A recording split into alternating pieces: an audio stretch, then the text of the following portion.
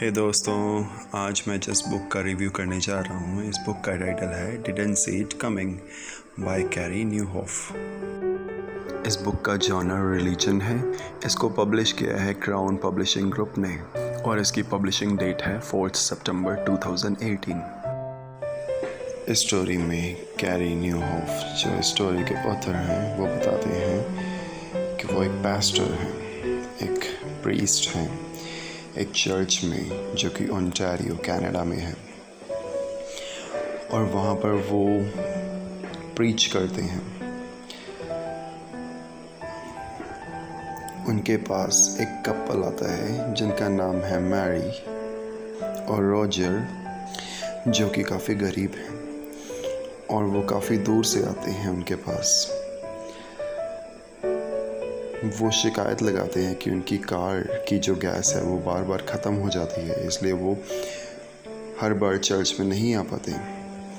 इस चीज़ को सुन के ऑथर कैरी जो हैं वो उनकी पैसे से मदद करते हैं ताकि वो स्पिरिचुअलिटी के लिए बार बार चर्च में आ सकें और उनके रास्ते में कोई पैसे की रुकावट ना आए।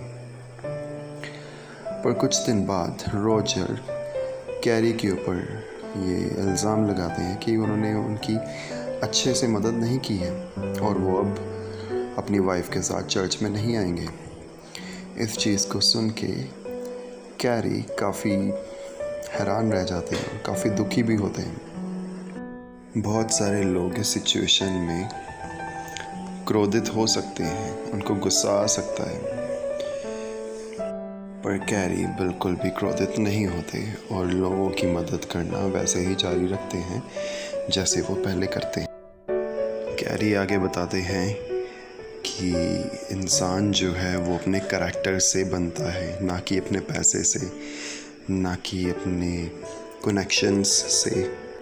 हम लाइफ में सारी चीज़ें पा सकते हैं, पैसा, दौलत, शोहरत, पर करैक्टर को पाया नहीं जा सकता। करैक्टर को बिल्ड करना पड़ता है स्टार्टिंग से।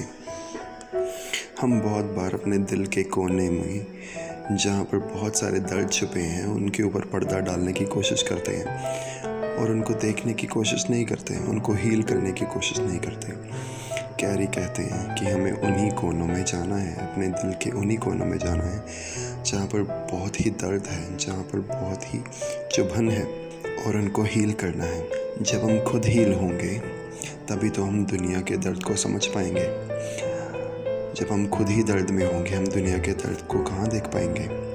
इसलिए हमारा करैक्टर बहुत अच्छा होना चाहिए। कैरी आगे बताते हैं कि हमें अपने करैक्टर के साथ साथ अपने कनेक्शंस पे भी ध्यान देना चाहिए। आज टेक्नोलॉजी की वजह से हम सारी दुनिया के बारे में जानते हैं। हम विद इन द सेकेंड्स हर एक घटना के बारे में जान सकते हैं, पर वो लोग जो हमारे बिल्कुल करीब हैं, जो हमारी फैमिली है, जो हमारे फ्रेंड्स हैं, क्या हम उनको भी इतने अच्छे से ही जानते हैं? क्या हम उनके साथ भी इतना ही टाइम स्पेंड करते हैं जितना अपने स्मार्टफोन्स और लैपटॉप्स के साथ यूज़ करते हैं? इसका ये मतलब नहीं कि हम टेक्नोलॉजी से बिल्कुल दूर हो जाएं, ये भी नहीं कि हम सिर्फ टेक्नोलॉजी पे ही डिपेंड हो जाएं। हमें इनमें एक समन्वय बिठाना होगा, एक बैलेंस बनाना पड़ेगा। इस सृष्टि में हर एक चीज़ चेंज होती है, हर एक चीज़ चेंज होती है।